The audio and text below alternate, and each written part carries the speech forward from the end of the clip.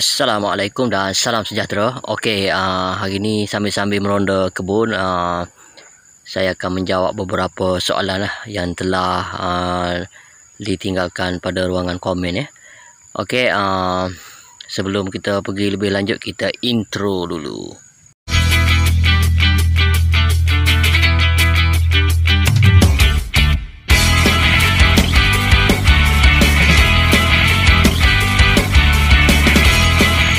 Okey, baik sahabat, petang-petang macam ni tak ada benda yang kita nak buat sambil-sambil ronda kebun ni.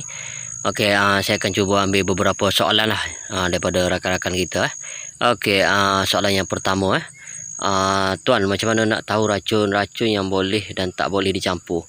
Okey, racun yang boleh dicampur dengan tak boleh dicampur ni sebenarnya sahabat kena rujuk pada kajian pakar lah daripada luar negara. Sahabat boleh rujuk pada internet lah. Okey, itu yang pertama. Yang kedua, formulasi racun tu sendiri sahabat boleh rujuk pada jadual yang ni. Ini cadangan lah. Okey, kemudian racun yang kita nak campur tu, andai kata racun serangga dengan racun kulat lah. Okey, jika dia punya formula WG dan juga EC emulsi fiber concentrate tu. Okey, kita akan masukkan yang EC yang terakhir. Okey, kita bancuh dulu yang WG ataupun WP tu, bancuhkan dalam bekas lain biar dia betul-betul larut. Kemudian masukkan separuh air dalam tangki, baru masukkan racun WG. Kemudian kita kacau sikit ataupun kita masukkan air sikit lagi, barulah kita masuk racun EC tadi EC yang terakhir lah. Okey, penggunaan racun EC juga elakkan daripada tengah panas lah. Okey, soalan kedua tuan, racun kulak monsteren dan antrakol boleh dicampur tak? Okey, sebenarnya monsteren dan juga antrakol lah. Okey, monsteren dia punya bahan aktif pensikuron, manakala antrakol ialah propinep Okey, kedua-dua ni racun perlindungan kontak non sistemik lah. Jadi seelok-eloknya guna asing lah, sebab monsteren dia ada rawatan khas untuk Rhizotonia solani untuk hawa lah, hawa daun manakala antrakol dia untuk cover banyak jenis penyakit lah. Seelok-eloknya kita asingkan sebab kedua-duanya dalam bentuk WP, serbuk bancuh. Okey, soalan seterusnya. Assalamualaikum. Nak tanya bos, tabur baja dalam keadaan rumput yang agak tinggi tidak bermasalah ke?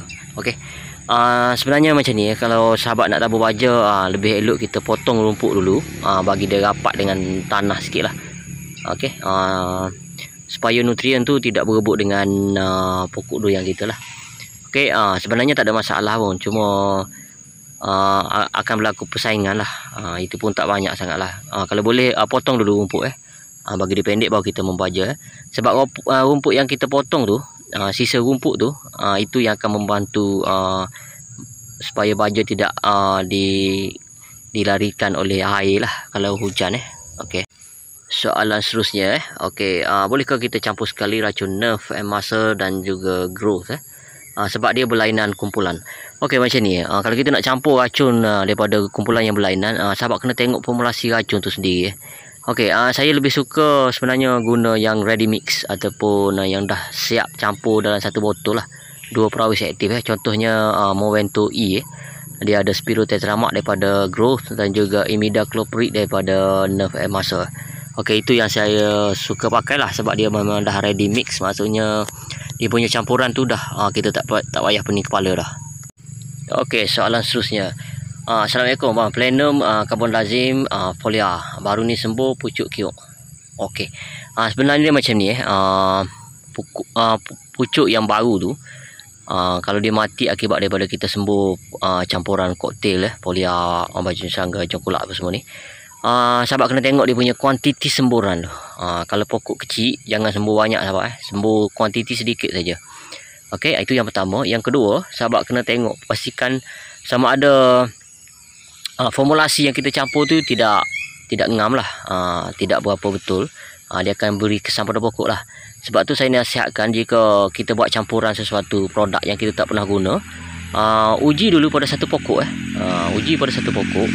Kalau tak ada kesan, tiada masalah lah, kita boleh gunakan campuran yang kita buat tadi. Okey, kalau bermasalah maksudnya campuran kita tu tak betul lah. Okey. Okey, soalan seterusnya. Bro, kalau sepokok anak durian berapa ml? Okey, ni maksudnya kuantiti semburan Okey, kuantiti semburan tu sahabat guna semburan kabus halus mist. Maknanya sembur sikit jangan sampai basah lencun lah kalau anak pokok lah.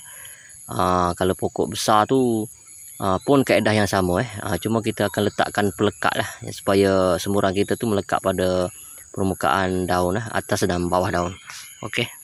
Okey, soalan seterusnya, dah 2 kali saya sapu Elliot jadi balik.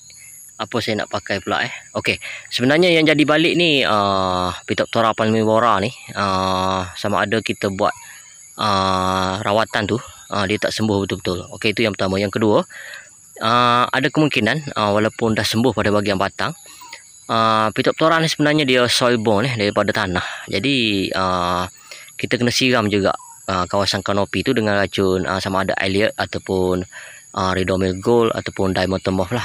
Okey. Seterusnya, Assalamualaikum. Waalaikumsalam. Bang, kalau bahan aktif sama tapi jenama lain, tak apa ke campur? Atau hanya dalam video saja tu boleh campur? Okey, sebenarnya jenama kita tak kisah. Yang penting kita tengok dia punya perawis aktif dia, active ingredient. Dan yang kedua kita tengok dia punya formulasi dia, sama ada EC, WP, WG, SL, itu semua lah. Kena rujuk pada awal video tadi saya dah tunjukkan jadual formulasi yang boleh dicampur dengan tak boleh dicampur lah. Okey. Seterusnya, bila waktu yang sesuai untuk sembuh folia. Okey. Waktu nak sembuh folia ni pada awal pagi sebelum pukul 9 pagi lah. Tengok pada tempat lah. Kemudian lewat petang pukul 6 ke atas. Dan jangan sembuh jika hari nak hujan lah. Kalau tidak rugi jugalah. Kalau hujan lebat memang walaupun kita pakai pelekat, risiko untuk racun yang kita sembuh tu akan dilarikan oleh air lah. Okey. Okey, soalan seterusnya, mist spray tuan boleh tak tunjuk tuan pakai yang mana? Okey, ni gambar dia sahabat beli lah. Biasanya dia ada datang sekali dengan yang tuan beli alat penyembur tu, dia ada sekali lah. Okey, cuma cuba kena test satu-satu lah. Okey. Soalan seterusnya, okey, salam tuan. Waalaikumsalam. Terima kasih ilmu yang dikongsi. Okey, sedikit pertanyaan mengenai racun kelak jenis ini, boleh tak dicampur dengan racun serangga atau tidak? Okey, copper base fungicide copper hydroxide, copper oxychloride. Saya tak galakkan campur lah sebab saya pun tak pernah campur. Okey. Sebabnya copper oxychloride ataupun copper hydroxide ni kita takut campuran kita tu akan menjadi berasid Okey, kalau dah jadi berasid, ion copper tu akan dibebaskan lebih banyak lah, yang menyebabkan phytotoxicity pada daun, akan rosak daun. Itu masalah dengan copper ni. Sebab itulah kita tak campur. Yang kedua, dia copper ni sejenis racun yang panas sikit lah. Okey, cuba elakkan daripada campur. Kalau copper ni biasanya kita akan guna tunggal lah. Okey. Okey, soalan seterusnya, folia bukan organik, anthracol dan Neural 505 boleh campur sekali tak? Okey, saya rasa yang racun 505 tu saya tak pernah pakai. Saya rasa dia punya formulasi dia isi kalau anthracol ialah propionate WP dan baja bukan organik. Sebenarnya boleh campur lah. Okey, cuma racun isi tu masukkan yang terakhir sekali lah. Pastikan larutkan dululah dalam bekas lain racun anthracol tu. Masukkan air separuh dalam pump, bancuh bagi larut, kemudian baru masukkan dalam pump lah anthracol tadi. Kemudian last kali baru kita masukkan racun Neural 505 tadi Okey. Baik, seterusnya mana lagi okey, Yara Crystalon ataupun Ultrasol.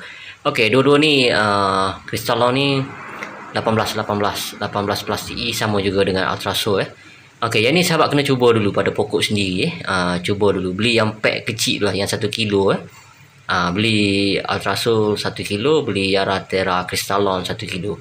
Kemudian sahabat cuba dan tengok hasil dia dalam masa 2 minggu. Okey, sebab saya ni dah habis Yara Crystalon, saya pakai pula Ultrasol. Saya suka cuba-cuba baja. Setakat ni yang saya berpuas hatilah dengan keadaan pokok saya, dengan keadaan tanah di sini. Saya lebih suka Ultrasol 18x3 plus TE lah. Okey. Okey, Asusnya, Assalamualaikum. Kalau racun pula Amistatok boleh tak kita pakai untuk buat semburan? Okey, boleh sebab racun ni biasa kita buat semburan jugalah, siraman dan juga semburan. Okey, difenoconazole dan juga azoxystrobin Amistatok. Kedua-dua ni racun sistemik. Azoxystrobin daripada grup 11, quinone aldehyde inhibitor, manakala difenoconazole daripada grup 3, triazole. Okey. Okey, soalan berikutnya. Kalau racun serangga, keluaran Bayer ni tak ada tulis IRAC dia. Jadi macam mana kita nak tahu kumpulan racun serangga tersebut? Okey, sahabat type pada Google IRAC, Insecticide Resistant Action Committee. Kemudian sahabat cari dia punya bahan aktif lah. Sama ada daripada kumpulan nerve and muscle, respiration ataupun growth. Ada kat situ lah. Kita boleh tengoklah dia punya IRAC berapa. Okey. Okey, soalan seterusnya. Salam bos. Waalaikumsalam. Boleh tak saya guna malathion sebagai racun cegah serangga? Okey, boleh. Sebab racun malathion ni dia racun yang kategori berbau busuk lah. Okey, dia racun serangga kita boleh pakai lah. Okey. Okey, soalan seterusnya. Racun copper boleh tak dicampur dengan alika dan juga buprofezin sebab pokok terkena cendawan angin dan juga teritip. Okey, rawat asing-asing contohnya kalau sahabat guna nak rawat teritip, okey, rawat teritip dulu. Habiskan teritip dulu. Kemudian barulah buat semburan copper hydroxide ataupun copper oxychloride lah. Okey, kalau cendawan angin pada bahagian dahan tu sahabat boleh sapu je sebenarnya. Buat baju hang pekat kemudian sapu racun copper tu. Okey, kalau boleh jangan campur lah. Okey. Okey, soalan seterusnya. Assalamualaikum. Waalaikumsalam. Ketosan tu siram atau sembuh? Okey. Sitooksin pula macam mana? Okey. Ketosan ni biasa kita buat semburan lah. Kemudian sitooksin ni kita boleh buat siraman dan juga semburan ketosan pun boleh juga buat siraman, tapi biasa saya buat semburan lah.